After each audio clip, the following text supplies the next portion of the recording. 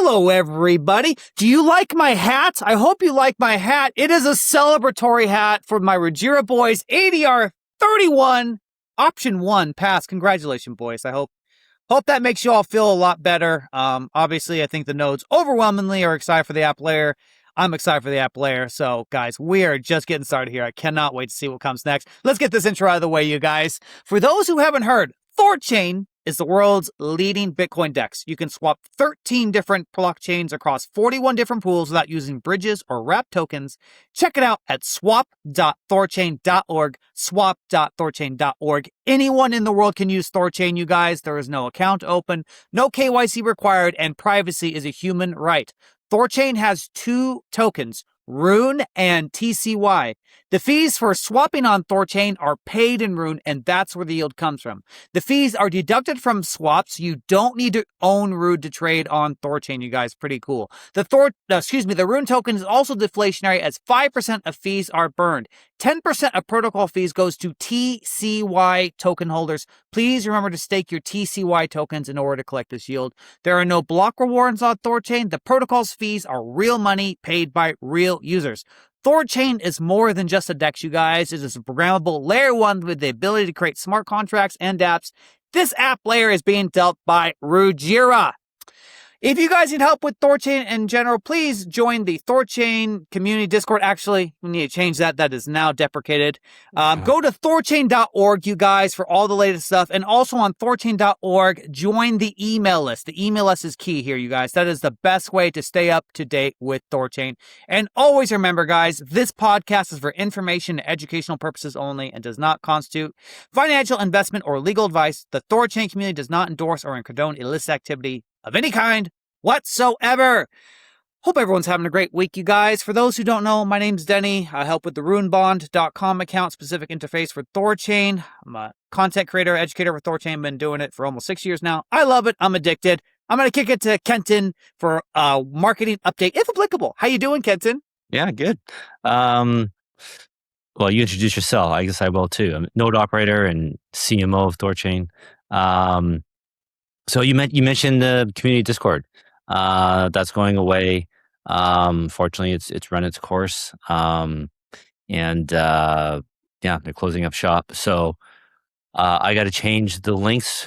Like no more links going to the community Discord. Well, I'm going to the dev Discord, and I think Chad. I don't know if you know, but I believe we'll add a few extra channels in the dev Discord for like some community discussions and whatever. Somebody pinged me on that today on Discord. I haven't had the time to look into it, read it, whatever, but I got a ping somewhere. Yeah, this is relatively fresh, you guys. We haven't had much time to prepare for it. So round them away. I think it may be good. We just have one Discord. That's the main Discord. And instead of the mods telling people, this is a dev Discord, go somewhere else. So you can just go to a different channel. Talk about price or whatever. But at least we have one THORChain Discord. And I need to kind of react here about the help desk for STO. So right now we were using THORChain community Discord as the help desk for tickets and whatever. And I've already been thinking like we need a chat bot on the website, right? So somebody doesn't have to have a Discord account to get help. And not an AI bot. I mean, I don't care what you guys think. I hate them. There's nothing more annoying than talking to AI, and it's like only so you can just talk to a human, right? So I'll make it so it connects right away with one of the mods, and a help ticket gets created wherever, and then the mods can deal with it. So I'll have to look into that, get that, but we might end up going a week or two without any kind of ticket support. So just be patient. Sam, Koitsu, if you guys are listening, I'll have to coordinate with you, figure out how to do this. SEO is coming along. We got support for Trezor, so please play with it, you guys. Let me know of any issues. But apparently that's one of the more popular Monero wallets, so we want to make sure we're ready for that, right? We're gonna add some more wallets here going forward, and we're gonna looking into do some like affiliate links, like with tracking. So we can get all creepy crawlers, with cookies and whatever. So if I start using like influencers, KOLs, whatnot, and they refer people to THORChain, I have some way to track the results. And so I'll probably do something like that. I'm trying to think what else with STO. Just like, we're fixing little things. There's always something small to fix. As always, if you guys see anything, let me know. Appreciate it. Marketing wise, I mentioned this on Saturday. I'll say it again. Maybe I don't know if you know this, Chad, but S&P put out a new crypto index, the Pantera Digital Asset Index. Mm-hmm. And it's an index of cryptos that make money, have revenue. And so I dug in, I looked into the criteria for being included in the index. And the three things the hurdles THORChain needs to get over is we have to be supported on Lukka, Lukka, Artemis, which is like Masari, Blockworks, DeFi Llama. And then I have over 500 million market cap. So the market cap, obviously, we're not there. Artemis, that's on my list. So I want to do a token terminal first, and then Artemis is kind of how I had it in line. But it's just a matter of money, you guys. We have to pay to get on, and so and then that Lukka is like, I don't know how to explain it. It's like a compliance platform. Like they take blockchain data and convert it into like GAAP and IFRS or something like that. And so, but we already reached out to them and they said, yeah, THORChain's on it. They don't have the full coverage for us, but we're on it good enough to be included in the index for when the time comes. So that's taken care of. So the only real thing I'm going to have to do is just get us on Artemis. And then obviously the market cap takes care of itself. So I like to think the marketing fund will have enough money to afford Artemis as Rune approaches 500 million market cap. So the problem should solve itself. And then when that happens, I can go to S&P and bug them to get THORChain in the index. To start, it would just be a nice feather in our cap. But eventually, there's going to be mutual funds and whatnot, ETFs that track the index, right? So that's the advantage of getting these indexes, is that we get indiscriminate buying. And so that's on my radar. One day, guys, we'll get there. We'll be there. We'll be in these indexes. Yeah, I just got a bunch of little things to work on. There's another scam website we found. I'll work on getting that taken down. Apparently, so I've been using AI to help me with these, and how does it go? It's the same actor behind this site who's been behind other sites. Oh, just kind of like it's kind of like whack-a-mole. You take down one site, it creates another one. Yeah, and they're using the same web host and register, I think. So anyway, I'll stay on it. And then the DeFi Llama dashboard is basically done. Actually, I might even tell them to go live with it today. I think there's like a few small fixes to do, but that's basically done.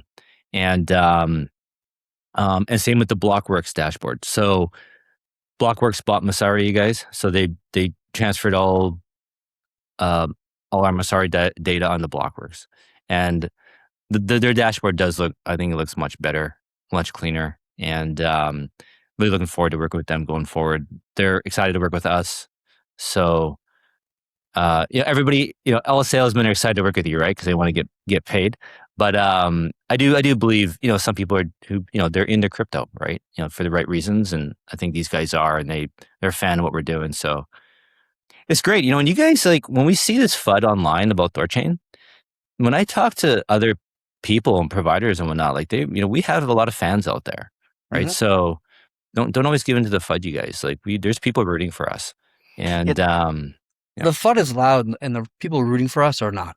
Yeah, that's just kind of how it works. So that exactly. So and then I was talking to some guys about KOLs, doing something with them, and they're obviously been in crypto for several years. They've never heard of THORChain. And I'm like, this is kind of what we need. Like, we just need to get people to know about it. And I walked them through it. And they're like, well, what's your USP? I'm like, well, where do you trade Bitcoin?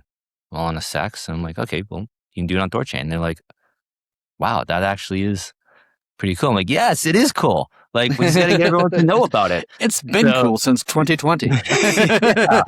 And they're like, okay, well, you definitely need to get the message out there. KLOs. I mean, yes, we do. So, but again, it's just price, guys, right? So I'm gonna get a proposal from them and see. But yeah, I want to start doing this sort of stuff, getting the word out there, and I think that's pretty much it for me. Yeah. Okay. I think that's good for me. Did you want to give us an update, Chad? Yeah, I mean, anything? 3.20 is being tested now.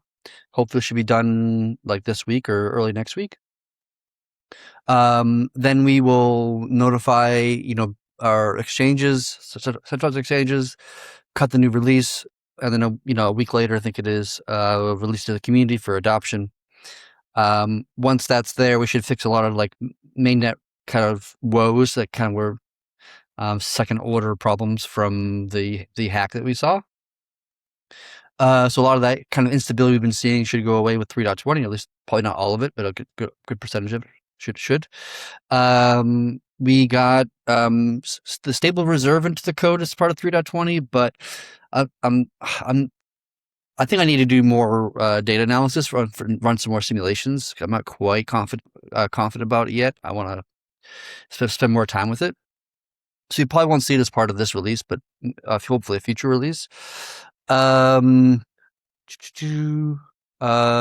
Yeah, just a bunch of like changes like that. Monero is pretty much ready to go. It's just the problem is that we haven't been able to churn for a little while because of the whole instability issues around the hack and blah blah blah and all these other things. And so we haven't been able to get Zcash or Monero launched just because of the churn is kind of prohibiting us from doing so. I actually started working on a code change to remove the churn as part of the process of releasing a new chain.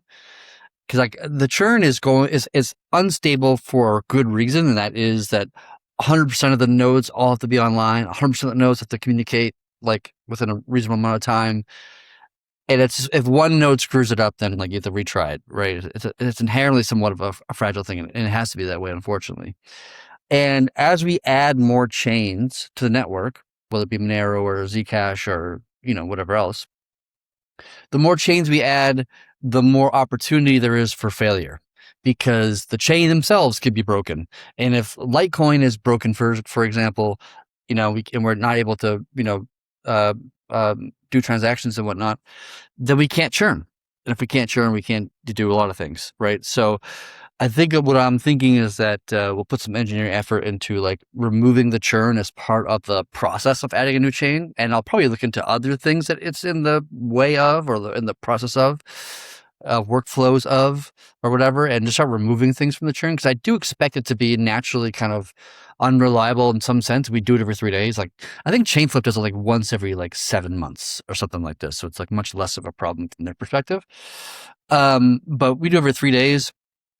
And so and as we add more complexity with DKLS and with Schnorr and with maybe GG20 possibly, if we do that thing we were talking about before about like having a multi-sig with like 2 addresses, and then that address is like a GG20 and a DKLS together, like that just it's very good from a security standpoint, from a design perspective, right? But it's very complicated from a technical perspective, right? And the more complicated something is, generally the more fragile, generally speaking, it is, because it's got a lot more moving parts and all these things. So if we lean towards the more secure route, we will also lean towards the more or less reliability route, if that makes sense. Those two things kind of push against each other for the most part. Just adding another keychain, we have to a key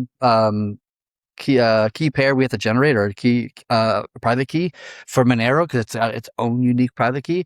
That makes the churning more complicated, right? Because now we have to generate 3 keys instead of 2 keys. And if we add DKLS, that's a 4th key. And we add Schnorr, that's a 5th. It's so like you're just adding more and more workload on it, and you're adding more like signing algos, right? And you're adding more chains, and you're maybe adding more nodes, and like all of that stuff together just inherently makes it like more fragile by nature, as you could probably understand. That should be somewhat obvious to people that. So because of that, I don't want this to be in the way of adding new chains as it's been for the last like month or so.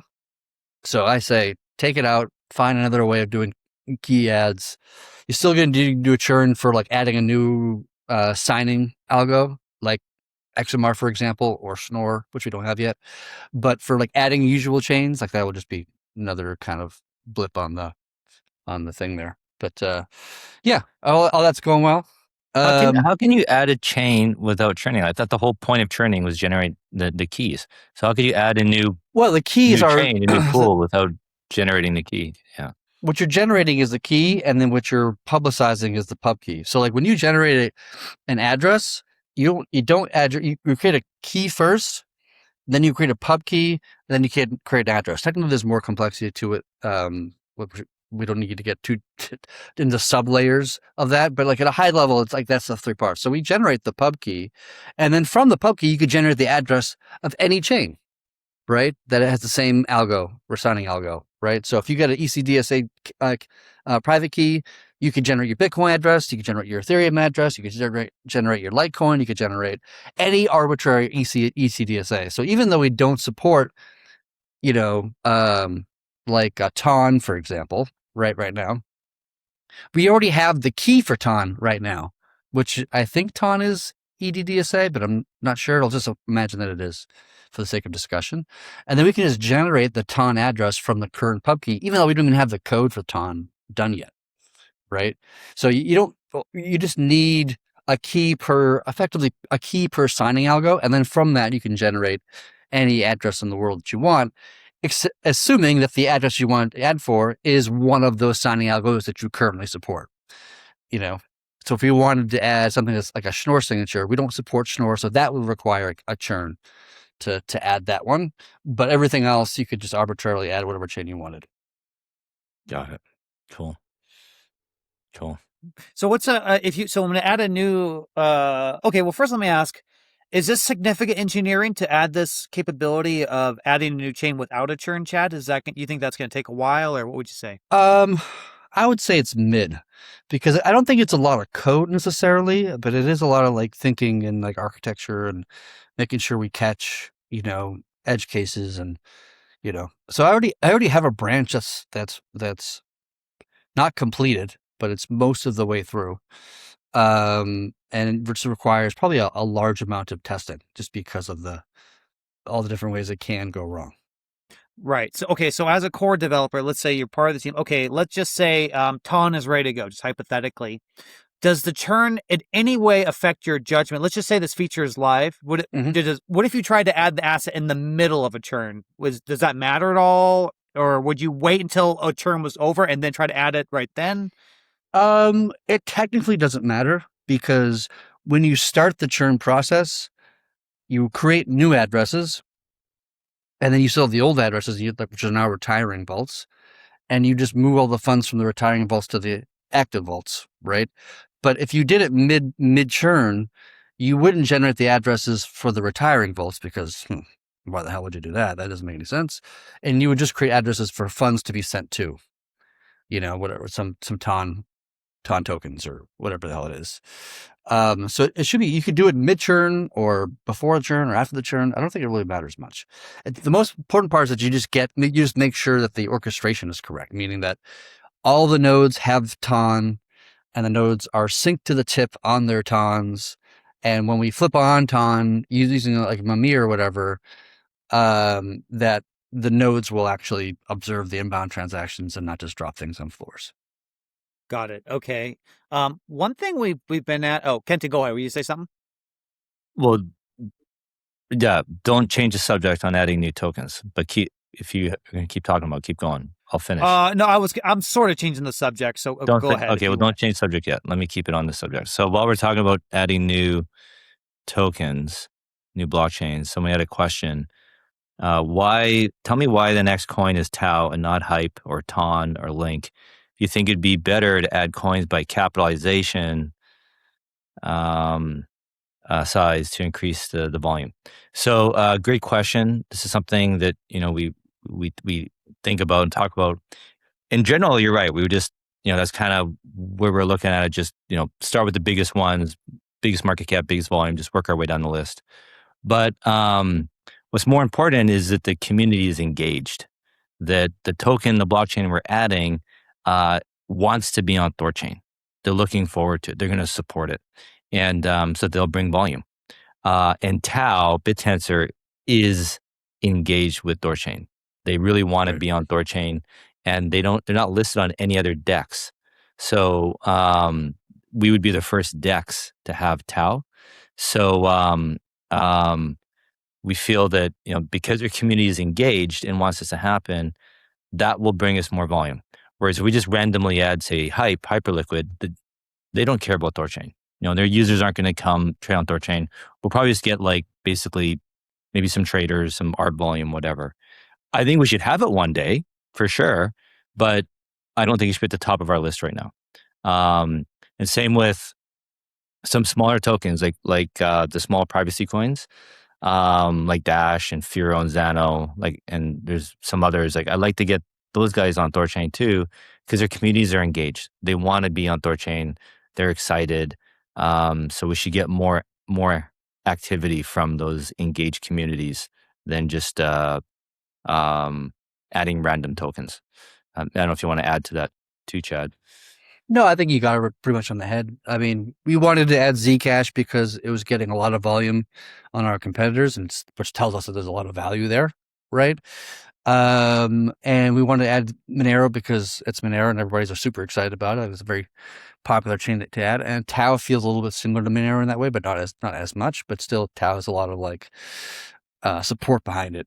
That's the reason why. I mean, it's not an exact science about which ones we add next. It's kind of lick your finger and put it up in the air to get a kind of vibe check to decide what's next.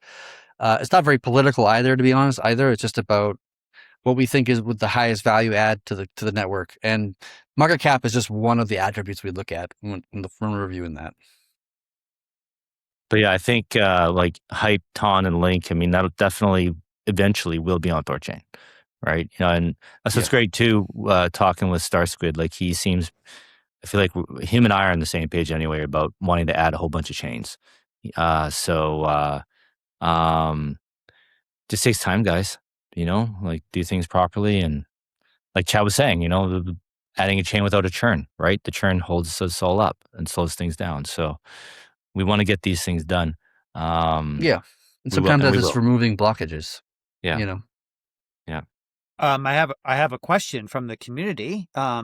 This is not a chain, but it's prospect. Is there any update on the Robinhood talk? Any talks with Robinhood? I think we mentioned that maybe 2 or 3 Thursdays ago. Something that we were maybe entertaining. I'm trying to remember exactly the context, if you guys remember. The only thing I can think of is that Robinhood launched some AI agent platform to maybe that's what it was. Maybe. Yeah, I don't recall personally. Pardon? I don't recall what this Robinhood topic was personally. I'm guessing that's what it is. I might have mentioned it. So Robinhood put out a tweet saying that they're ready for the agents, for the bots. Come use us, come use Robinhood, and they had some special interface built for agents. And I talked to Ibik about it with Unstoppable, who's the devs working on STO. And he's like, yeah, we can do something similar to basically have the agents be able to access STO very easily. And so we're working on it. That's right. Yeah. That's when, I'm sorry, when you guys weren't here, this is when Randy and Alex came on, and Randy mentioned AI is the new best thing. So the person who asked me the question clarifies, I was wanting to tool THORChain to be ready for AI agents, essentially. So that was the question. I'll just add quickly, Chad, just quickly. So the SEO people I'm working with, they're acutely aware of AI, right? All the SEO people know that it's going to AI, but apparently still a lot of the same tricks or practices for SEO still apply to AI. But there's new ones, and so we're adding those. There's like several different websites, platforms that you can put in the URL. It'll tell you how ready you are for AI. We were starting at 0 on all these. Now we're up to like 50, 75, some of them even 100. And so we're continuing to add and improve. But I've really, the people we have working on it, they're just as aware as us that AI is the future, right? We need to be proactive and get this stuff done now. So, we are working on it. Go ahead. Sorry, go ahead, Chad. No, I was going to say, I do have one of the devs on the team that's I've kind of assigned to him a bunch of AI related work to make us as AI ready or AI capable as we could reasonably get to. There was an MPC server, MCP server that I had built and designed before he came back to THORChain. This is a while ago. I was working on a different project for THORChain called Badlands, but I never launched it. But I gave the MCP code that I wrote for that for THORChain, which hits Thor node and Midgard data, blah blah blah, whatever, to this dev. And this dev is working on to make some improvements to make it more AI friendly than it already is. And so there is some efforts to become more AI friendly. Although I'll admit that maybe there's some things that I haven't thought of or haven't heard of that we should be doing. So if anybody in the community has any ideas of how we can be more AI ready, then you can DM me or whatever. Don't DM me on Twitter because I probably won't even see it, or even on Telegram. Just put on on maybe Discord's probably the best, or whatever. Or just in the chat here is fun too. But yeah, I think there's definitely an intention to do that. It's just getting us help to put your finger on the tip of where AI is, because it's constantly moving all the time. Or maybe one day we'll do like an AI dev conference, THORChain online dev conference, won't even be a physical place. And community members can come up with ideas of how we can improve THORChain from an AI perspective, and then just build out some code that does things. And then myself and others will will review it, score it, top 3 winners win some rune, so forth and so on. Then this is going back to Token Terminal, why I really want to get on there, because they're tied in with Anthropic and Claude. So to have their data be sourced on Claude. So then people are searching up whatever, THORChain will show up in those results. So and I believe they actually just announced they're connecting with CoinMarketCap as well. So on CoinGecko and CoinMarketCap, when you go to a token, if that token is also on Token Terminal, there's extra metrics there. So Token Terminal, I think, is doing a great job of trying to really kind of pimp out the metrics of their customers, of their clients. Mm-hmm. So that's another reason I want to try and get on there as soon as we can. Mm-hmm. Agree. Love it. Awesome. Go ahead, Ted. So the other thing, a new topic. So the dynamic fee model. I spoke with ShapeShift because they're currently our only person that has it turned on. We're going to turn more on when 3.2 comes out, because that's fixing a small bug, which should be out in a week or two. And I asked him to get out the May information, the May kind of chart of what percentage. And so he sent it to me for May. It was 5.6% of the total swap volume on ShapeShift went to THORChain, and the vast majority after that went to chain flip and NEAR and whatnot, which is very similar to what we saw in June. I wasn't sure about June because June was offline for a large segment of the time because of the whole hack and whatnot. So it's not a very great data source because of that, which I mentioned last week. But it's more or less in line with that kind of 5-6% that we saw in June and May. Those two numbers are pretty aligned with each other, so it's pretty consistent. The dynamic fee model for July, as of last week, was significantly up. And I know there was some anomalous trader that sold some rune or bought some rune. I can't remember which direction they were going. So I had the ShapeShift give me another graph or another chart, whatever, list of July again. So we have one more week extra of data, so to speak. And so this week, THORChain's volume as a percentage of the total volume has gone up 0.7%. So not very much in terms, like not significantly, but it is slightly up. And conversely, Near and Chainflip is down 0.7%. And so even after one more week of data, which is obviously not a huge amount of data, but like I said before, like 4 or 5 times, this is early days. We're still testing. Yeah. We can only give an update every week, right? Yeah. Sample size is small here. Yeah. And to be fair, like ShapeShift is a very small exchange in terms of their volume. I think they, on average, do around $5 million a month in volume, which is not a huge amount. But we purposely picked somebody small to start with because we didn't want to test an experimental feature with SwapKit or whatever, like one of our larger kind of partners. We want to bake it slowly first on some smaller things first, just to prove that the even code functions in the direction that it's supposed to function in, which I think that's shown itself to be the case so far, although we'll gain more data over time. So as soon as 3.20 comes out, we can start rolling it on with maybe 1 or 2 other affiliate partners and start seeing how effective it is on their platforms or their environments, or whatever you want to call it, mini markets, if you want to call it that. In addition to that, because ADR 31 was passed, ADR 27 was also passed.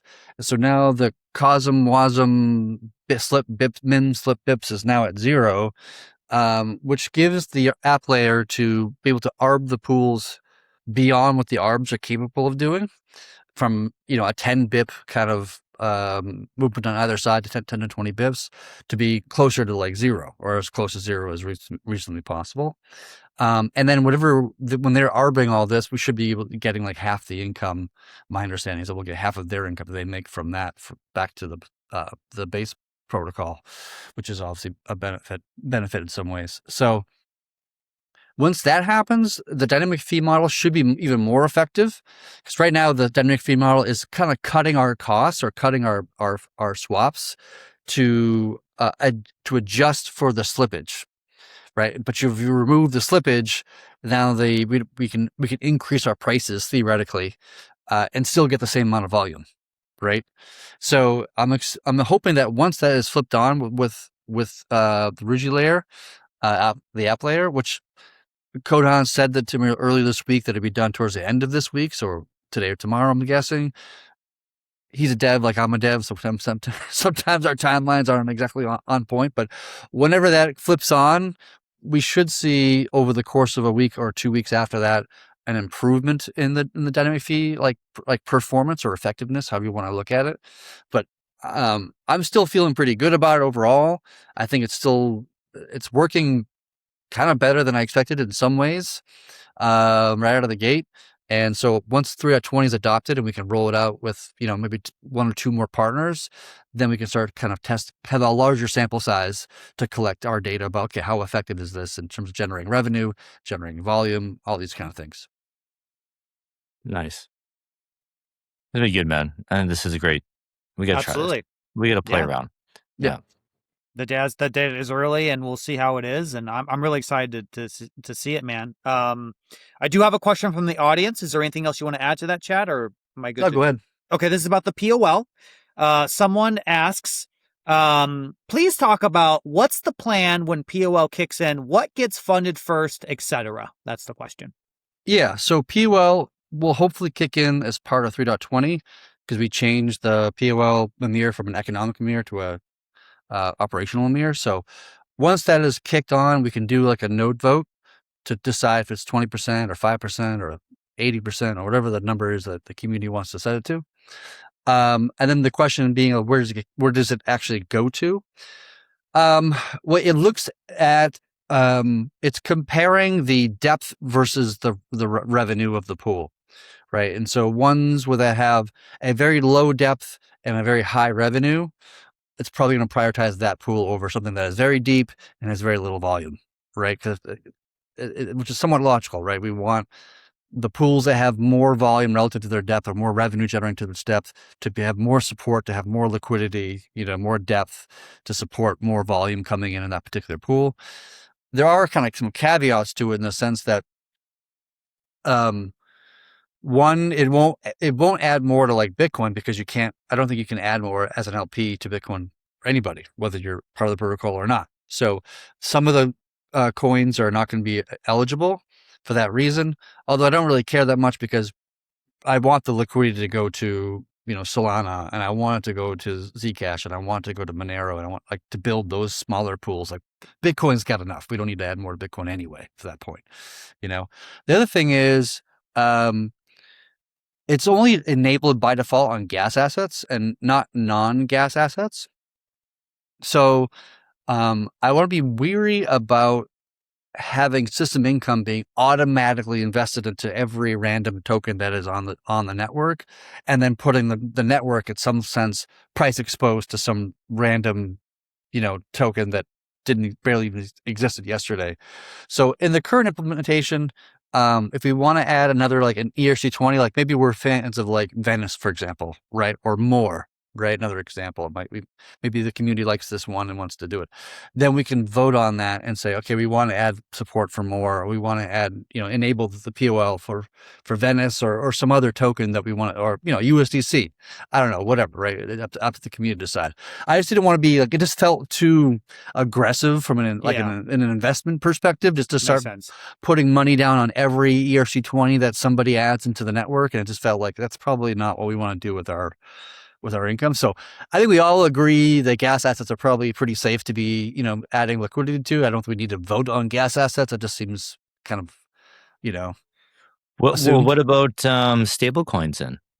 Stablecoins, they also have to be voted to be turned on, which is only like a couple. Like I don't think we're going to want to vote, like go to DAI, for example, right? But USDC, USDT, yeah, probably. So we might do a node vote to enable just those two particular ERC20s because they're ones that we like to support for obvious reasons. But other ones beyond that point, it's just going to require community discussion and voting in one direction or the other. Yeah, because like I'm thinking off the top of my head, Tron USDT. I mean, to get that pool going. Yeah, maybe Tron USDT would be a good example. Yeah. So is this like an actual operational Mimir where nodes can vote to turn them on? Yes, I believe it's operational in Mimir. Maybe I should go back in the code and verify that's true, but I believe it is. Okay, yeah, that's great. Because then if 3 nodes can do it, but 4 nodes can always turn it off, right? If nodes are disagreeing, right? And so, because I imagine there's going to be some ERC20s or whatever that we're going to want to do. I think it's going to be pretty. I don't think there's going to be a lot of like close calls per se, right? Like, I think the community is either going to be behind something or it's not. Like, I think it'd be self-evident. I think it'd be somewhat self-evident, and if there's a token that is very controversial, then it'll just get more votes, right? Because most people, when we vote on USDT, for example, or USDC, we'll get 3 votes and nobody's going to vote against it, and boom, we got it done, right? And because who the hell's going to vote against that? Like maybe somebody would, but I just don't think it's very likely. But when you get something like maybe more would be example of like that, when people are more contentious about whether or not we want to support more as this kind of asset, because money going into this pool means money's not going into the XMR pool or whatever the other pools are, and so. That's just up to the community to decide. And I didn't want to also get like just rattled in governance too much, and try to like talk about every ERC20 and like one by one through the community. It just seems like, we're gonna just exhaust the nodes and their attention spans. If we just start asking them to vote on every token that exists, but also don't want to invest in every token that exists either. So lesser of two evils in some way. Will the protocol, like, how will it actually allocate? So is it on every churn that it'll actually, will it be accumulating rune throughout the churn? And the actual churn will be deposited into a pool? I don't know if it's daily or the churn. I can't recall. Maybe even like every block. Every block, maybe. I to be honest, I forget. I have to go back to the code and look at it again. But I want to say every day. That's what it sounds the most true in my mind, or that sounds the most familiar. but Okay. I'd have to go back to the code and look. And then would it just go, so if on that day, whatever the period is, does it just look for okay, what is the pool with the highest fees volume? Okay, it puts all of the money into that pool.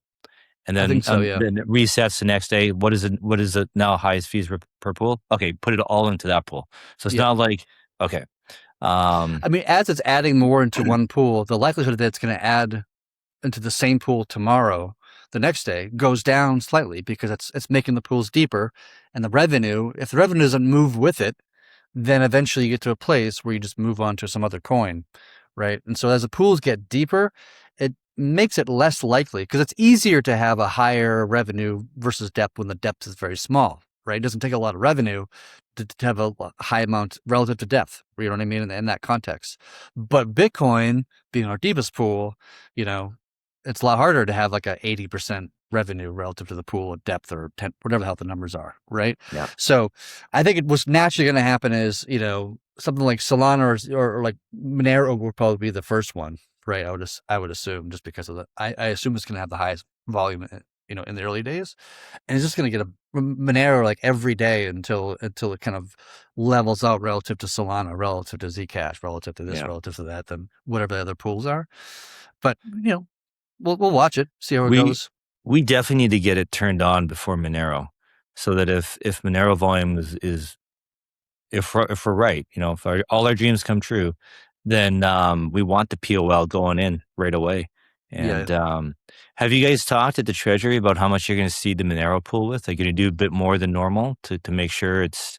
I mean, we typically do 100K in most of the cases. I think we had a little problems with Solana and there's a bug with the wallet, nothing to do with THORChain at all. But generally, we do 100 grand per pool.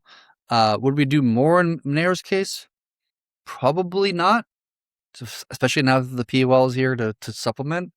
I don't know. It's up to the Treasury to decide in the end. Oh, I want to ask you something, Chad. We're talking about pools and tokens, maybe you don't like. There's also talk about Bitcoin going through 2 forks. If that happens and we get, Bitcoin forks, we're going to have THORChain Bitcoin pool is going to have these fork tokens, right? How are we going to deal with those? Does that create new pools? How do we handle those tokens? Yeah, I mean, we've never actually dealt with this in the past, to be fair. But in theory, what would happen is we'd probably burn them all. That's probably, as the code stands as it is now, it would probably just get burnt. The reason why I say that is because at the time of the fork, which is some block height, right, which maybe that was 3 months ago for all I know, right? Who knows? That wallet has, an equal number of Bitcoin as the new token, right? Or half, or depends on how they design it, but whatever, right? But as soon as we churn, we're not going to move the funds over because we don't have any validators that support the full node of whatever that new Bitcoin blockchain is, right? So we can't even churn it. We can't even save the funds because we have no validators that have the full node of that particular like new fork of Bitcoin. And then we churn, and then then it's retired vault, and it's an active vault, and theoretically, possibly, maybe into the future, we could go back to the old vault from 3 months ago or whatever the number is. Assuming that all the validators are still around, that were around at that time, which is likely to be true, but not necessarily to be true. You don't need all of them. You just need a 2/3 majority of them to stick around, which is probably going to be the case. Then you could do some sort of like manual migration to like migrate from the old vaults, the inactive vaults, and then pull it into the active vaults. But you still need to add the coin first and add the new Bitcoin fork theoretically, and then you can do a store migration to like pull it over, and then you can, just gift it to the pool effectively. Interesting. Well, is it worth? That sounds complicated. It is fairly complicated. Generally speaking, forks are not like valuable, and I know nothing about these forks. Like, I don't know what these forks that you're referring to. I don't know what the product name is. I haven't looked at them, so I'm not trying to throw shade at anybody. But generally speaking, forks are not valuable, and they almost never work out. Like, the fork of any chain never exceeds the value of its predecessor. And I can't think of any example in crypto history where the fork was more successful than the predecessor, right? Yeah. So it's I mean, especially around Bitcoin too. Like Bitcoin has a huge history of forks. Lucky Coin and Super Bitcoin and Mario Bitcoin or Super Mario Bitcoin or whatever. Just tons of them that came and gone and left. And you even have people like Roger Ver and not Mike Lee, Chris Lee or Lee, whatever his name is, from Litecoin. Like they publicly said, like, I wish I just bought Bitcoin instead of like forking Bitcoin and creating my own thing that had like slightly less block times or slightly more larger blocks. They've kind of like made public statements of like, I kind of regret it. It was a huge waste of. I'm not put words in their mouth, but they kind of regretted it, and they just wish they just bought some Bitcoin and just like sat on it in a cold wallet. It would have been much better off. So I know nothing about these Bitcoin forks specifically though. Yeah, I mean, I agree with all that, but it's still like, if we've got 25 million of Bitcoin in our pool and this fork, collapses 95% in value or whatever, it's still like $1 million for us. And so like, I wonder if there's some way we can like capture that somehow. I mean, if it's worth enough amount of money, and to be honest, like what I would advocate for in that scenario is just like give it to the treasury, because the treasury is what supports this entire protocol to begin with. Nobody really owns these coins, right? Necessarily, because I guess you could make an argument the LPs do. Maybe you can make that argument. But like, if it's in the treasury's best interest just to take that $1 million and then reinvest it back into the protocol and pay developers and whatever else. It's a good allocation. Yeah, I'd push for keeping it in as liquidity, and fine. Maybe it doesn't. I mean, the clean maybe a fair way to do it would just be added to the Bitcoin pool, but then we can't. We're not adding LP deposits. But maybe we add it to liquidity in other pools and just make it POL. That's another option. Turn into like convert it like, but the thing is, like, in order to do this, right? Theoretically, you would have to. The nodes, the devs would have to go through a very process to do a store migration. Like figure what the wallet is, right? That has the coins, whatever wallet that is, or the multiple Asgards that we have at that time, and then like do a bunch of work to create a manual store migration that will hopefully sign the transaction and move it to some address that we have control over, right? Some newer Bitcoin fork address, whatever that is. But then you can't do anything with it at that point, because you can't put an asset we don't support into THORChain because there's no pools or whatever. So you have to swap it into something else, being Rune or Bitcoin or stables or whatever. So now where are we going to swap it for? Well, there's no dexes that support this coin, including THORChain. So you have to go through a sext in order to do that. Yeah. What sext is even supporting this coin? I don't know, right? Yeah. It's probably some small, tiny sex, in the rent, because it's a fork, right? Forks aren't on. What if we use those coins and made a pool on THORChain then? Because if no DEX is supporting it, and everybody gets these basically, let's call them shit coins. Well, they all want to dump them, then they could use THORChain to offload their coins. Yeah, if there's support in the community to support this new fork, then maybe possibly that would be the case. But I would suggest, and again, I know nothing about these specific ones, that's almost never the case. Whenever there's a fork, 90% of people who get not 90, but a large percent of people are just getting this, airdrop token and then just dumping it on whatever market they can find they can dump it on. Yeah. And there's not a lot of value for THORChain to be adding whatever this fork is until it's grown to some sort of adoption and has some sort of like reason to be added. Like, I don't want to add every random fucking Bitcoin fork that ever existed. Like, that just seems like a huge waste of engineering time, and validators, have to pay money to run the full nodes and like all that stuff. I doubt it actually makes sense for us to hold on to the coins and create a pool out of them. It just probably not enough value, enough swap volume, enough whatever. So my default stance is just to, if it's worth enough money to be worth our time as engineers to rescue these funds and then give it to something to be able to trade it through a centralized exchange into something usable for us, like Bitcoin or Rune or whatever else, then we can talk about investing the engineering time in order to recover the funds and then do something with it. If the community wants to turn it into a liquidity pool, we can talk about that too, but it's very unlikely we'll be able to get the liquidity pool and the code done by the time we would need to want to get it done. And it's probably better just to rescue the funds first, throw it at the treasury to store it in VoltSig or some wallet or whatever temporarily. And then we can just use that to seed the pool, whatever months later as we're ready to actually add it for trades or whatever. Yeah. Okay. I mean, I think we should look at a per case basis. Yeah, right? yeah, I get it. I get it. I just, he said, "Oh, probably just burn it." I'm like, well, maybe maybe we can salvage something out of it, right? I'm just trying to think of like how we can like scrape some value out of it. Is all. But I would just think that like my natural thinking, and this is my default position. I'm happy to change with new information. Is that like whatever the forks are, they're valueless. It's not that'd be worth our time. That'd be honestly the best case scenario, that it forks and just goes straight to zero, basically. Then like we don't have to worry about it, right? There's no discussion. There's no like wasting our time trying to do it, right? So that'd actually be the best case scenario, right? Yeah. But if it is worth $1 million, then I wouldn't mind collecting it. And exactly. Yeah, exactly. And then put it at the treasury or whatever. Like, yeah. Okay. Or split it. You can put half in the treasury and half in the POL. That's another. We'll split the three of us. We'll go back to Vegas. We'll go, oh God! Thanks, Kenton. That's gonna be a great soundbite. Thank you, buddy. We'll give it to Chad. Chad was hot, man. The roulette table and the craps table. He was hot. That's right, Chad. Yeah. I won some money that day. Yeah. Damn, son.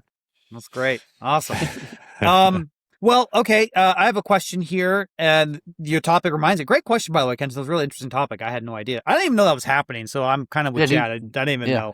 Yeah, apparently, well, big names are talking about it. It sounds like it's going to happen, whether it's one or two forks. Wow. Yeah.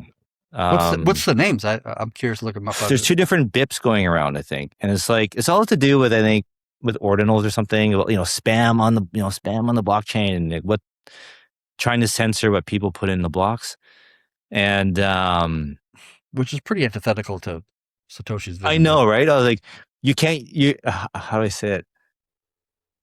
You're not using my freedom money the way I want you to use it, and it's like it's just kind of a bit ridiculous. Even ordinals aren't even fully accepted in Bitcoin world. Pardon? Even ordinals are not really fully accepted within the Bitcoin world. I think that's what this is about. It's about preventing ordinals or something. I think, or maybe I don't know. Peanut Gallery, come on, guys, message us in the group chat. Explain it to us if one of you guys know. I think I'm like 50% right on this. I'm sure I got some things wrong. Are you looking it up, Denny? No, I'm not. Are you just... Sorry. No, I don't know what to look up. Looking it up. No, I'm so sorry. Okay. I can't. Anyway, if you look up, you mean Pornhub.com. The fork is called eCash. Yeah, exactly. There you go. Yeah, I got lots of educational content on there if you guys didn't know. I guess the fork is called eCash.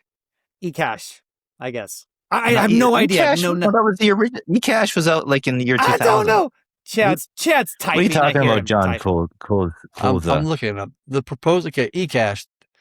Is it eCash? Kenton, you got to owe John an apology. It's an upcoming controversial Bitcoin hard fork proposed for August 2026, and an existing asset XEC that rebranded from Bitcoin Cash ABC.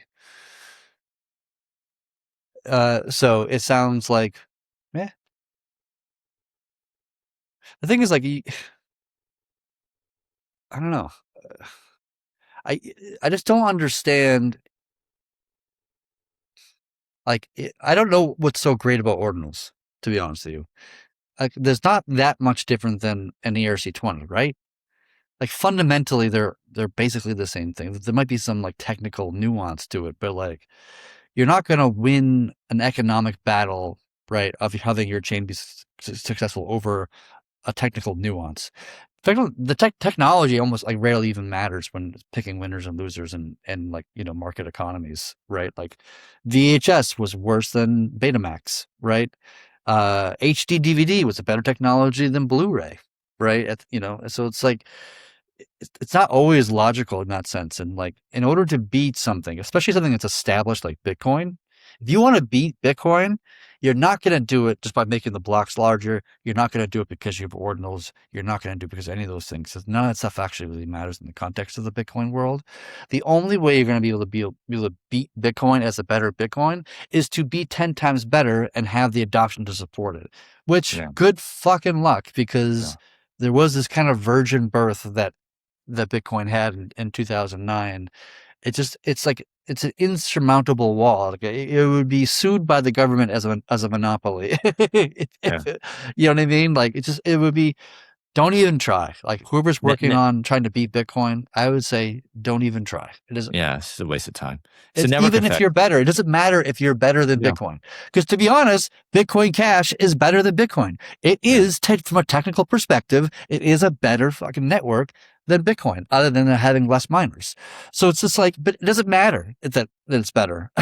It's not going to win over Bitcoin just because it has whatever glory attribute that you want to throw at it. It's just not. It doesn't matter. It's the adoption. It's the moat. It's the brand awareness. That stuff is almost impossible to beat. You have to be 10x better in order to beat it. Yeah. Yeah. Exactly. Yeah, interesting. Well, we haven't talked about this topic in a little bit, so or maybe we have, but I just don't remember. But Chad, has Huginn had any significant upgrades lately? How's that going? What's the latest? In the AI I actually started adding. It's going to start reading the docs and then comparing the docs to the code base, and then creating a code change if there's a discrepancy of some kind, just to make sure our docs are, up to date, as we're kind of churning through stuff, like, which happens sometimes. The docs are not up to date to the code base. So that's the one thing. And then the other thing, which I've been trying to work on for forever, but I've been focused for a while on dynamic fee model and a bunch of other things, which is monitoring LiveNet, mainnet, and live time, and then posting stuff to Discord. I think the way I want to do it, because you can't have AI do the whole, like, you can't have AI watch it in real time because it's just too much fucking data, and it would just cost way too much, and it's just completely impractical, to be honest. And so you have to use like mathematical heuristics to look at the data, and then when it finds something that's anomalous, post it into Discord, right? Hey, I found this anomalous activity, whatever this is, right? Block times are slow. Prices are crazy. Logs are looking weird. I don't know, whatever the hell the thing is, right? We're just going to add a bunch of these, and then have Huginn read that Discord channel, and then create a thread on that Discord post, and then post in the thread of that event, here's what I found. And that way you don't have the AI running, Huginn's AI running like 24/7. It only runs when something anomalous happens. And then you see it in Discord, like not just me, but like the entire community, because everybody's got to be informed, not just me. And then Huginn reads the Discord, collects the data, does a deep dive analysis, and then posts a report in a thread on the Discord for everybody to read, including devs, including nodes, including community people, whatever. And we can be, together, we're all aware of the same data in live time as possible, which emboldens our nodes to better understand. And instead of waiting for the devs to do the dev thing, right? Huginn can be the, real time thing. Now, that the negative about this is that Huginn's an AI, and AI sometimes get stuff wrong, right? And so there's a reasonable possibility here that something will happen. Huginn will look at it, do a miscalculation of what is happening in the protocol, and send off a red alert, so to speak, or like alarm the community for something that's actually not that big of a deal. It's like, that's like, the false positive narrative is actually kind of a problem here. There are mechanisms in place for Huginn to not do that, but you can never eliminate it, right? But this is the kind of funny thing, is like, this AI today is non-deterministic, like humans are. And because we're non-deterministic, we can't actually be ensure that we're ever going to produce the same result consistently, or have the same performance or correctness or whatever. So AI will probably always have some level of false positives, to be honest with you. But that's one of my concerns, is just have Huginn start like just freaking out the community for no reason. Holy shit, we're churning. You know, just about it. Holy shit, the Bitcoin pool is empty, and it just hallucinated the Bitcoin pool is empty, right? Right. Like, something like this, you know. All the Bitcoin suddenly is gone. Yeah. Holy shit! And everybody starts freaking out. And Oh, that would be wild. Yeah, that would freak everyone out. Yeah, and then false positives. But that's why you have the thread, though, because then the people can come in, you know, especially our more like technical node operators who are you know around the world, like online or whatever, and they can just like chime in and say, "Oh, I looked into this. The Bitcoin pool is not empty. All the Bitcoin is there. It's perfectly fine." Blah blah blah blah. Right, and so we can actually have the community chime in. I just imagine like the screenshot from Dev Discord of Huginn being like, "Oh, the BT's gone," just like float all around. It's gonna happen. Somebody's gonna post it on Twitter. Oh, you know. THORChain's been rugged, and it's like, nope. No. I hallucinated. Yeah. Right. Whatever. Sell your ruin. We'll buy more. That's funny. Okay, cool. So has the model been increasing rapidly? Like you have a more sophisticated model now, like, or is it? The models have been improving, and so whenever a new model comes out, I inform Huginn that this new model came out, and then it does a code analysis or code review, code audit, I guess is the best word to use, code audit of a bunch of different code bases. And so whenever we have a new model come out, Huginn just gets the new model and just starts re-auditing the same code base again and again and again, and then re-audits the files that are changed. So as we make code changes in the code base and merge it to master, so to speak, Huginn will naturally see that, oh, this file has changed since the last time I did a review, a code audit. Let me do it again, right? And then it creates another GitLab issue if it finds something of any kind of significance. So is Fable all cracked up to be? Now that it's out, you played with it a bit? Is it? To be honest, I haven't used Fable that much, just because it is heavily nerfed. It's very easy to to be triggered into this like network of guardrails that, oh, you're asking me to review code. I can't do that. It could be used for nefarious purposes. I'm going to automatically push you down to Opus 4.8 or now Opus 5. So I haven't used it a whole lot for that reason. And also it's extremely expensive. And to be honest, I think Fable is probably too much to writing code on THORChain in the context of like the normal day-to-day stuff. If I'm going to do like a major feature, right, I might switch to Fable for that instance, right? And then use Sonnet for like sub agents to be more like efficient from a pricing perspective. But I think like Fable is just like in its current stance, it's very expensive to use. You can run out of your 5-hour limit in like 30 minutes if you're not too careful. And I want to make sure I don't burn through my entire. I've done that too many times where I burn through my entire like credits for the week or whatever, and then I'm left with not much at the end of the week, so to speak. So I haven't used it a whole lot, to be honest. I use it a little bit to build something else outside of THORChain, just to play with it, but I have not used it on THORChain's code base quite yet. I haven't felt the need to use it.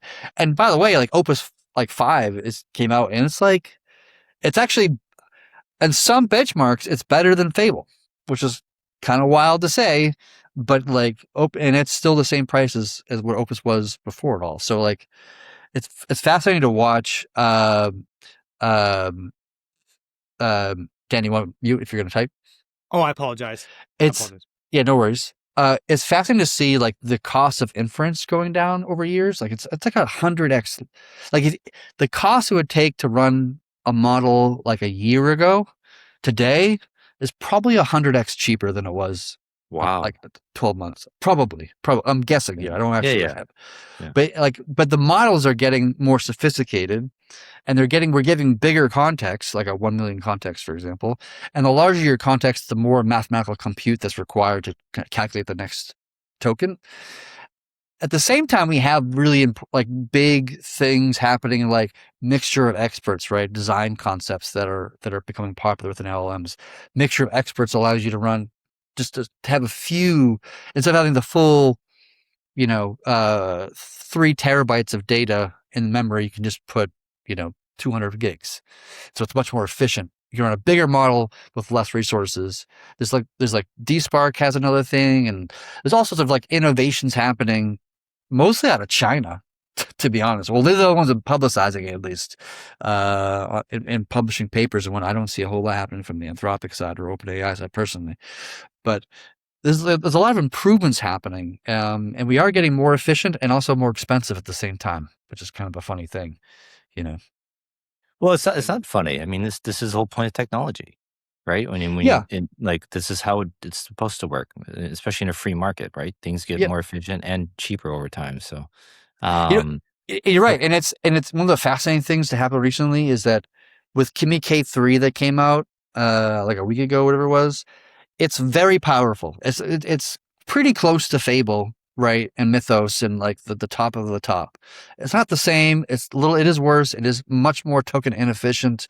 It is more expensive to run. Blah blah blah. All these things, but considering they've done this with just training I think it's 2.8 trillion parameter model and just making it open source, open weight.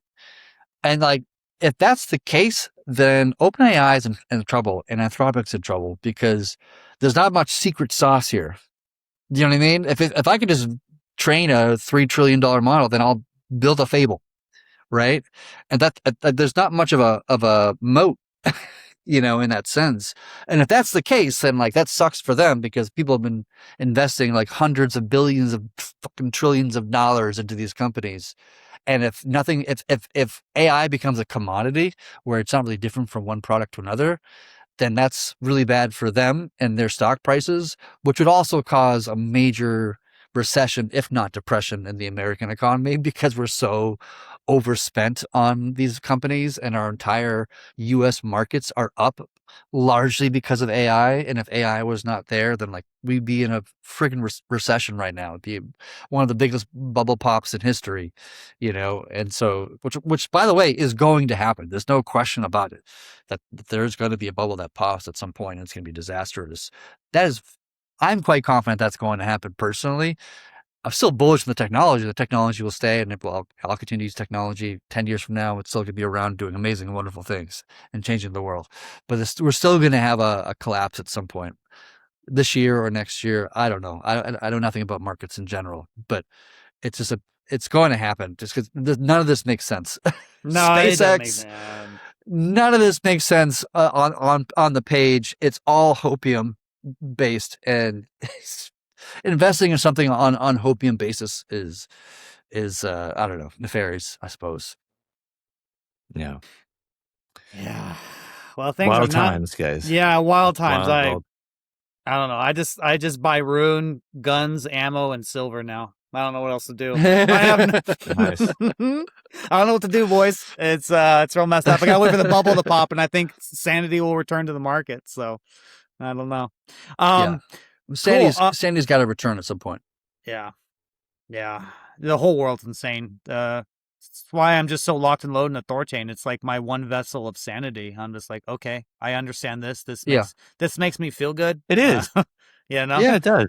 Yeah, it does. I like so it. I like our little corner of cyberspace here. I love this about THORChain. So like we're not operating on hopium, right? We are a live product, a live service. We've been around for years. We've been adding value to the community in objective ways. We have volume, we have fee generation, right? Like revenue, all this kind of stuff because we have a real product, right? that people actually want to use rather than, you know, something that is a flame that comes up and flash in the pan, if you want to call it that, right? Like it's not us. It doesn't mean we don't have hopes to the future, right? It doesn't mean we don't have a roadmap and don't want to improve things. We want to add new features or whatever, like, you know, Ruji or whatever, right? Like we have lots of things we're wanting to add into over the next like 6 to 12 months, right? And I'm working very hard to see those things come forward. But even if we don't do anything and just leave everything the way it is now, it's still a very valuable service. You know what I mean? And I'm still hopeful and excited about our future at the same time. Yeah. I got to get the word out, guys. I really got to get it going. And I'm convinced most people know, like things will get moving. So yeah, it's just a matter of getting that critical mass of people to know about THORChain.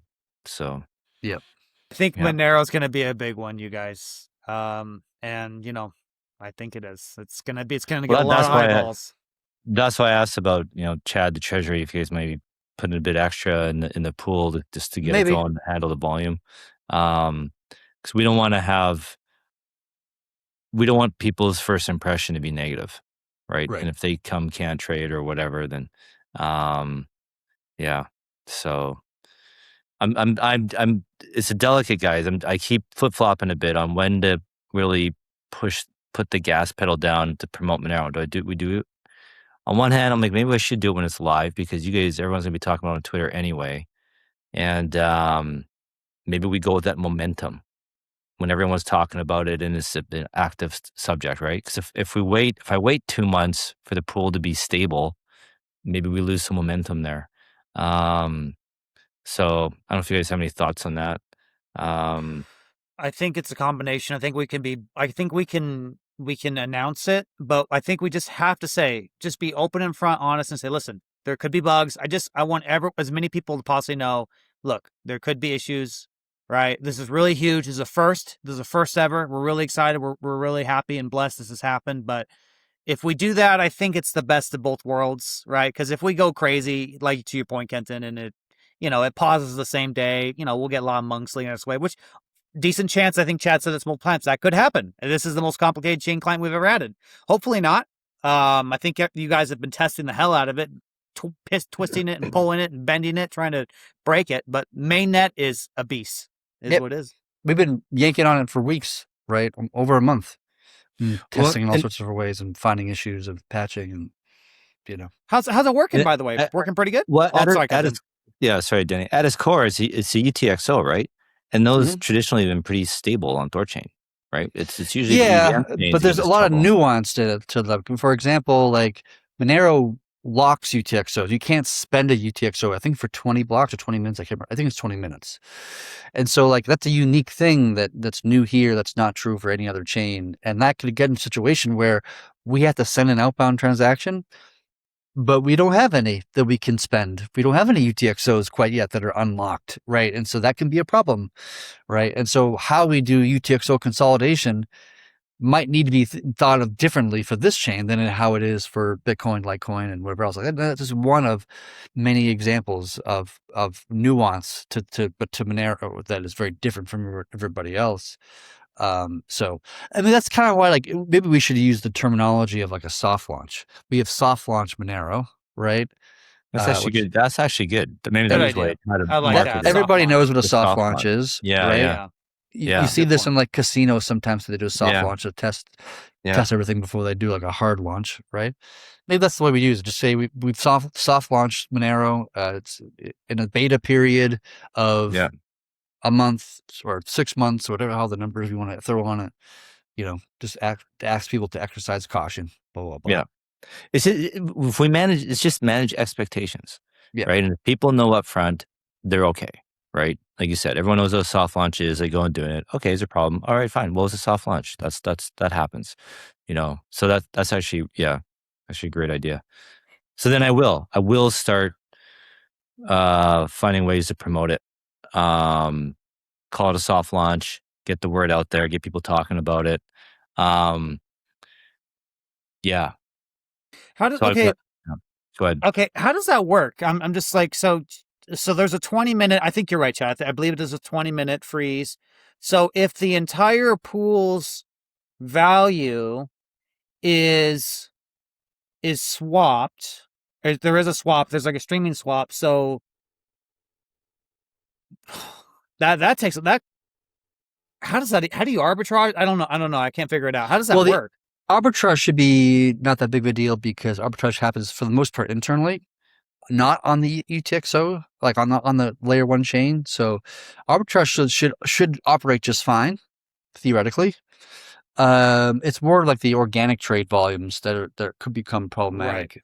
Right. And we do a thing now, what we call UTXO consolidation, where I think it's if we have more than 8 UTXOs or 13 UTXOs, then we just do a transaction to condense it down, right? And just to have less UTXOs like in our wallet, so to speak, so that we can, when we want to do an outbound, we don't have to add 25 or 35 UTXOs that are summing large enough to be this large outbound we want to send. And so, but we can't do necessarily that with Monero, because if you do that, you lock up all your funds for 20 minutes, and which is like not a huge deal, but obviously not the best, And so I think right now by default, I have to look at the code to verify, but it has the same UTXO consolidation ideas of how everything else works. That might be good enough. If it's not, the other way that I want to do it is that I wanted it to, I was leaning on just do like a lazy UTXO consolidation, meaning that we put a cap on the number of UTXOs we're allowed to use to spend something, right? I think the number is like 10 or 15 or whatever the hell the number is. And if we don't have enough money in the 15, then we do a UTXO consolidation, which will then like take those 15 and then put them in the back of the line, and then we do the next 15, and hopefully the next 15 have it. And if they don't have it, consolidate that and go to the next one, and then keep repeating that process until you have enough value in 15 UTXOs that you will eventually get enough money to send the outbound. That's the best way that I thought about it so far, but open to other ideas or opinions or whatever. But hopefully it won't be that big of a problem, and I'm overthinking this and I'm over engineering this in my mind. But if it is an issue, we do have a plan how to deal with UTXO differently than how we do it now. Well, I guess it'll be a good problem to have, because that means volume is high, right? Yeah, probably. Yeah, it right? probably does mean the volume's high. Yeah. So, yeah, and that's. I think worst case scenario, we start building like a backlog, of outbound Monero transactions that are just like waiting to be sent. And that's, which is a real possibility. Hopefully it won't be a problem, but if it is, then we'll probably have to rework the UTXO consolidation logic to be more flexible for this kind of use case. Yeah. And we got to just go live and do it and see, and then we iterate. Like if we stop to try and make everything perfect, nothing will get done. It'll never go live.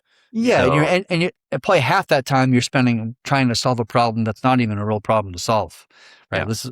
We call it this like what's the term in my future engineering or something like this. I feel that there's an actual term for it in engineering. I'm now just blanking on for some weird reason, but it's a huge waste of engineering time to start thinking about what you think the problems might be, and start solving problems for things where you think that might be a problem, which you don't know if will be a problem or not.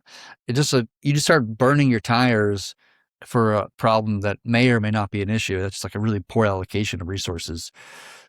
So you just let reality speak, let the network with its data tell you what the problems are. And then at that point, you actually have data. You have knowledge. You have more information than you did before, so that your ability to come up with a solution now, you'll probably even come up with a better solution than you would have came up, like a few months ago, because you have more information this time, right? You have more data that will inform your kind of choice of solution. So I don't want to over-engineer it and come up with solutions to problems that I'm not confident there is an issue. Maybe it won't be an issue. Maybe it will. I don't know. But let it be an issue, and then we can address it then. And maybe we'll have to pause, XMR for a little bit, or just let it go and just, okay, it's a problem, but we'll just let it go, and it'll just, go on with the issue. Yeah. So, that backlog idea, assuming that's a problem, again, we don't want to over-engineer here, but that does sound like a promising thing. And then you would, I guess, say if it was on STO, if there was a significant backlog already, you would just add that to the outbound time estimate on the interface and say, hey, it's going to be at least 3 or 4 hours if you do this or something like that. Is there a limit? Like, let's just, this is hopium alert, everybody, hopium alert. Let's just say the volume is so freaking enormous. Would you limit the backlog size? Would you say, okay, this is too much? We need would you have a system where you pause it temporarily? Or does that matter? I don't think it would. Matter? Okay. Interesting. But it depends on when we have UTXOs coming into the protocol, like people sending in XMR tokens, right, to one of our Asgards. There's an order of which they right. This is like the newest, and this is like the oldest over here, right? We consume the oldest first, and we consume the newest last, right? So the oldest, how long has the oldest been sitting here? Has it been more than 20 minutes? Probably. It depends on how much volumes, like how many number of transactions are coming through, and what the size of those transactions are. Because if you can get a situation where somebody does one massive trade, you could consume tons of UTXOs that way, and then you're all of a sudden you're towards the beginning, which is like the newest stuff, which just happened moments ago, right? So it's possible to go either way, and to be honest, it's probably more likely to happen to be an issue than not be an issue, to be honest with you, in my opinion. But I don't know if I'm right about that or not, and I'm willing to just kind of see what happens in production to tell me what happens, and that way I can be more informed to make a better solution to the issue. 100%. Soft launch, baby. Soft launch, you guys. That's what we're saying. I love soft that. Launch. Yeah, soft launch. Very cool. All right. I think we got XMR pretty much handled, unless you guys have anything you want to add to that. Really exciting. So let's just recap real quick. Monero 3.20 gets released. The network stabilizes. Is it the first churn that we could add XMR to THORChain, or is it the churn thereafter? Probably not the first churn, because the first churns can probably be for Zcash, and getting Zcash was first in line, so to speak. Okay. Getting that one across the line. I'm assuming that we're not finding any more issues in StageNet, which is now being tested. And if there's no issues in StageNet and everything is fine, we're ready to go, then probably the next churn after that one. If there are bugs, if there are issues, at least significant ones, if there's small bugs, I'm not going to hold up XMR over small bugs. But if there's anything significantly fine between now and that moment, then obviously that's going to delay things. Of course, and I'll just mention to the audience again, guys, this is the most complicated chain client. So if you are an XMR holder, you're not very familiar with THORChain, we are breaking ground here. This is the jungle. No one's ever done this. We're literally got a machete, and we're hacking through the jungle, and there's snakes and lions, or not lions, there's tigers and oh my. Friggin', yeah, exactly. Some endangered snakes, lions, and tigers, oh my. like some minotaur, like who knows, like what the hell we're gonna find, you know what I mean? This has never been seen before. Okay, some lost human tribe that speaks in a clicking language and they're cannibalistic. We don't know. So we'll see. But I like it. I think release it and just see what happens. Curious what you dream about, Denny.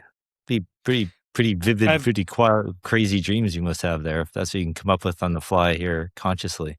Well, my dream is that THORChain becomes Monero's center of liquidity. That's my dream. Would that be cool? That would be amazing if that was the case. Obviously, we need more liquidity in it. THORChain sets the real price of XMR, right? Like that's sets my the dream. Real price. That would be so. We're not going to do that in the beginning. It's going to take minimum of 6 months, if not more, probably more. Because we have to get stability with the chain. We have to get enough liquidity in the pools, and that's just going to take time. And also just trying to get more wallets to integrate and blah, blah, blah, and all these things. So it's a long process, but it's not crazy to say that it's possible for that to happen. Yeah. Yeah. I actually think it's plausible. Especially at the rate things are going with Monero being delisted from sexes. So it makes it easier and easier. I mean, well, geez, maybe things get bad enough and we're the only platform that has a Monero because all the sexes have turned it off. Wouldn't that be crazy? Sounds like a perfect product market fit for THORChain if I've ever heard one. Yeah. Great use case. That alone too should get people talking, right? Like that should drive home the point value proposition of THORChain, right? And then that's the first step. That's just one milestone on the way, Chad, to THORChain setting the price of Bitcoin. That's a much higher. That's a big pie in the sky. I mean, I won't rule it out. I won't rule it out, but we're working towards, right? We're working towards building the biggest, right? Yeah. That POL will be so unbelievably freaking deep that we will absolutely stabilize the price of every single layer one. That can't be rubbed. You know what's funny? They're like, even if we were to achieve the goal of becoming like the center of Bitcoin liquidity, right? Hypothetically, we achieve the goal. I still think people won't know what THORChain is because like you can download Trust Wallet or Ledger or whatever, be like one of the biggest traders on THORChain's like ledger, so to speak, be like passing through the most volume, whatever. That's not an hard bot.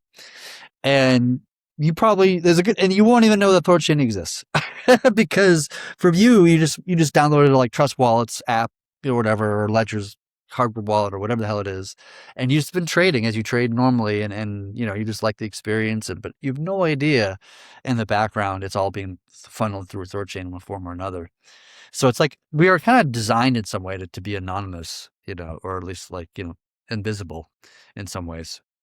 Yeah. I am happy with that future. I'm okay with that. Yeah, I'm okay with that too. That's like one of the reasons why we didn't want to have Rune as a required asset to trade on THORChain, because that would just create all this friction. You have to learn what THORChain is. You got to go buy the asset, blah, blah, blah. And just like that friction is just, I think it's just kind of, it would choke us in a matter of speaking. Oh, 100%. I mean, I think that was one of the, if you had not done that, THORChain would not exist right now. 100%. If someone had to hone Rune to trade, that would just be so game over. It'd be unbelievable. Yeah. Right. No, that was a right move back then. I stand by that choice. And 100%. But that's the reason why, Kenton's talking to some guy and he said, "Oh, I never heard of THORChain," or whatever. And it's just like, that's the reason why. It's because of that choice in a matter of speaking. Right.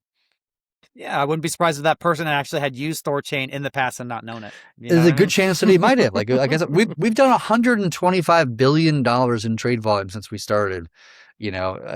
It's completely feasible that a decent percentage of that is of people who had no idea they were even using THORChain to begin with. I love it. Very good. Okay, guys, if you guys have any questions, we're coming up to an hour and 25 minutes on the show. If you guys have any questions whatsoever, I'm checking out the telegrams. I think I've had every question forwarded to both Kenton and Chad here, guys. This is really great. Is there something else, guys, that we're missing? Anything else topics? Kenton, you got something? Maybe should we talk about ADR 29, the TOR Anchors, and is there other votes? Sam Yap summarized all the votes that are still in progress. The TOR Anchors, that's just adding new stablecoins to the to value TOR, right? Like that's not controversial. That's pretty. No, it's not very controversial. We should do it, basically. Generally speaking, the default answer is yes. Right, because the more stables you have on more chains, the more stable TOR becomes as an oracle of some kind. Right, so the more tokens, the better. More liquidity, like depth of those tokens in their pools, the better. It just makes it less and less likely that the TOR's price would deviate from the dollar, effectively. Yeah. And then ADR 29. I know Scorch had some good questions in the discussion. I replied a bit. You replied a bit, Chad. Just to summarize, my takeaway is just like is this going to be net negative for THORChain, and how are we going to measure it? How do we know it's working? For start, what is Scorch saying so that the audience knows what you're referring to? Listen, I'm just trying to summarize what I remember him saying. I think basically he said, could this be a net negative for THORChain? Like, why just start giving away fees? We're going to lose revenue. And what's the proof? For rev share. This is good. Yeah, for rev share. Sorry, ADR 29 is for revenue share. To give instead of a partner adding an affiliate fee on the THORChain, they can get a percentage of the THORChain fees. And so THORChain would get less than what they're charging currently. And so Scorch is like, the gist is also, how are we going to measure it? See if this is working or not. It's pretty simple. Like, this is to offer to new providers, right? So their volume right now is 0, right? So anything we get from them is increasing THORChain's volume and revenue. So that should be pretty straightforward. As far as offering it to existing partners, that's a different story. I agree. I don't think we should. If we just gave it to all our existing partners, we're just going to instantly see 10 or 20% drop in revenue. It's that simple, right? Except SwapKit. And maybe you want to go into that, Chad. Why should we give SwapKit a rev share? Are we just going to, say we give them 10 or 20% revenue share? Are we just going to see 10 or 20% less volume? Sorry, 10 or 20% less revenue to the THORChain? And, how are they going to increase our volume and offset that drop in fees? How is it? Yeah. And then how are you going to monitor it? Right. So, it should be obvious to people that myself and Randy and Kenton and like people who work on the BD stuff are not in the interest of giving away free money. That's just not like something any of us want to do. And so obviously if you want to implement something for existing partner, we want some sort of guarantee or some sort of plan that makes sense that would generate more revenue than we did before. Right? Like if we give you 20%, we want to see 30%, improvements or something like this, right? I don't want to give you 20% and you give me 10%. Like that's just, if that's the case, then I'm going to turn you off because we had a deal, we had a thing and it ain't working out and so we're going to turn it off and, that's going to be that, right? In the case of SwapKit, the reason why I'm actually very interested in at least trying it as an experiment, and the experiment may not work. That's totally a possible outcome, and we'll just turn it off if that's the case. But what they've designed is a mechanism to use the funds being given to create more volume, right, than we did without the feature, right? Now, the question is the more volume greater than the 20%, that we're giving them? Would that more volume generate more in revenue than the 20% we give them? That's the good question. I don't know the answer to. The only way we can figure out the answer to this question is to give it a try. I think it could work. Well, and to be fair, SwapKit doesn't know either. Yeah, SwapKit doesn't know either. Like none of us really do. This is what we call experimentation, right? Yeah. In small ways that are very low risk to the protocol. Like we might lose a little bit of revenue because of the experiment, but like it's not going to kill us. You know what I mean? Yeah. So I say we try it, and if the worst case scenario it doesn't work, and we gave them a 10% or 20% or 30%, whatever it is, revenue share for, a month or 3 months or whatever the number is. Okay, that's not great. Best case scenario is it works like a fucking charm and we start getting a lot more volume. Like the risk, the downside risk is relatively kind of small. You can't go far down, in my view, the way that I look at it. But if it works the way we think it might work, it really could have a significant effect to give not only us more volume, but to give SwapKit more volume and more revenue for them too. And now it becomes we are working together to have both more revenue and income in a way that is not available, at least in this current form, via Chainflip or Near and our competitors, which in some ways, by the way, makes SwapKit reliant upon us. They become like, well, we really got to make sure we maintain this partnership because we were getting a lot more volume with them and a lot more revenue with them. And so that's great for us as a product protocol, right? It makes us more have more influence or power or whatever you want to call it because of this kind of deal that's being made, right? So very little, like to me, very small downside and a very potentially large upside, worth the experimentation. Right. And then see how it goes. Like I said, the reason why I'm so excited about this particular feature is that it's conceptually very similar to dynamic fees, but just pushed it down closer to the edge rather than the core of the protocol. And the dynamic fee model should be much more effective the closer to the edge you get, because the more real-time information you have to be able to make trade-offs. So as we give them 20% of revenue or 30% or whatever the number is going to be, that goes into a bucket. They don't even keep it. They're not even going to put it into their own pockets as SwapKit. They're just going to use it to discount the price and further trades into the future, which is basically what dynamic fee is doing in another way of approaching the same outcome, different mechanism internally, but similar outcome. And to get us more trades and more volume and more revenue, hopefully, and all these kind of things. So we'll do the experiment, hopefully with the community's approval. And we'll try it out. And if it works, amazing. And if it doesn't work, we'll just turn it off and carry on. Yeah. I got go ahead, Kenton. You want to add something to that? No. Bit of announcement here. I agree. History has just been made, you guys, right here on the podcast here. Just want to shout out our Ruji boys. Congrats. This is officially today is the newest, highest Ruji trade volume day ever. So very cool. Very cool. There we go. You gotta love to see. How much volume was it? Well, it's just a graph with a bar on it. Let me see. Let me read. 5.4 million, I think. Nice. Oh, wow. Or wait. No. Can you hear Danny okay, or is it just me? Yeah, his audio is like cutting in and out. I'm so sorry, guys. No, that I was incorrect about those numbers. I'm sorry. I don't have those numbers. But hey, congratulations, guys. Very cool. Love to see it. How do I sound now? Do I sound bad or? It sounds okay right now, but it kind of it's good for a while, then it's bad for a while, then it's good for a while. I don't know why it does that, you guys. I'm so sorry. I wonder if you do have internet troubles here, Danny. I wonder if it's your internet that's affecting Riverside.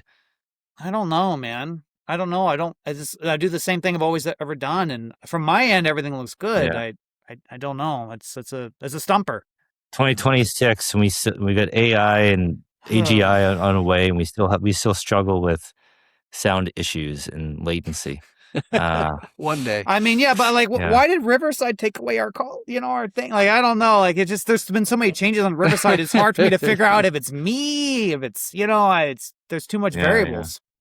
Bummer. Yeah, it's not you, it's me, Denny. Yes, it is. Damn it, Kenton. Cool. That's pretty cool. Wow, that's a big trade. Good for them. Well, and I might as well say, Chad is going to be on vacation next week. Chad, I hope you have a great freaking time, man. You totally deserve it. We are looking, and I think it's going to happen. I'm pretty sure to have Rujira on for next Thursday. I'll see. I think Pragmatic Monkey will come. Go ahead, Kenton. Sorry, I was chatting with PM Pragmatic Monkey and behind the scenes here. He already got back to me. So him and Hans will be on the podcast next Thursday. Well, let's go. And give us an update on Rajir and everything. Now things are moving forward. So yeah, be great to chat with them. I'm going to tune in for on my day on my vacation. I'll listen to that's awesome. PM and Codons. Yeah. Always a blast talking to those guys. Very smart men. I'm really excited because there's so many questions regarding like the arbitrage and all this stuff. And, I think these things are live. Like it's live right now, right? So we can see what the data says, I think next week, if I'm not mistaken. It's hard to keep up with everything going on. So, and maybe we'll make this, Kenton, maybe we'll make it instead of doing like once every 3 or 4 months or whatever it is, maybe we should do it like every 3 weeks or a month or once a month, have them on just to see how things are going. I think that would be good. Yeah. I hope they understand too. They can reach out to us as well, anytime. right? So like anytime, yes. This isn't, if the community is wondering, like this isn't like us shunning them or anything or like, gatekeeping them. So to be honest, I've always kind of left them alone, like let them cook, right? And then once they're done cooking and they come talk about it, right? I don't want to kind of, not bother them. So, So maybe we will. I should reiterate that to them next week that they're welcome anytime they want, whenever they want to talk about something. So. I love when they join randomly. I remember we had Pragmatic Monkey, I think Hans joined randomly. That was really, I love that. Yeah, that's great. So good. Yeah, it's awesome. Well, and the community. I hope if you're listening, like you guys are allowed to come up and ask questions. That's true. I hope you understand that, or do it in the chat if you don't want to be on the screen. So just because we're not in the spaces anymore doesn't mean you can't come on stage. Maybe we need to do a better job reminding people that at the beginning. So just so everyone knows, because I help with the Joel from Dash, the crypto quorum. Spaces are still as buggy as ever. It's horrible. It's unbelievable to me. So this is just more reliable, guys. We have to. and it's better content, right? You can see faces. And, we need video. Yeah, we need video. People connect with video. Right, with their faces. Yeah. So, yeah. Very good. Well, guys, I'm not having any more questions. We're coming a little over an hour and a half. Is there anything else that we need to cover at all? I feel like we've been pretty good when it comes to everything. Yeah, I'm good on my side. I don't know if Kim does anything you want to add. No, I'm good. I think have to wrap it up. We can. We don't have to keep. They don't always have to be long, right? We can keep them short. We don't hour and a have half, to short go and to sweet. 2 hours. Yeah, remember we used to get yelled at for spaces. We're going 3 and 4 hours, right? Remember they get so angry at us, and we're just like, we're not far from 3 hours. For 2 hours right now, we're an hour 40. So just. Yeah. Oh, Max says he's shy, camera shy without his makeup. I understand, you guys can come on stage, but just have your camera turned off. So it's just your voice. That's true too. That's true. So, no excuse, Max. Max, it didn't work. Yeah. The excuse just failed. Like Kenton just called you out. Just make sure your audio is fairly clean and that kind of thing. And your internet connection's not dog shit.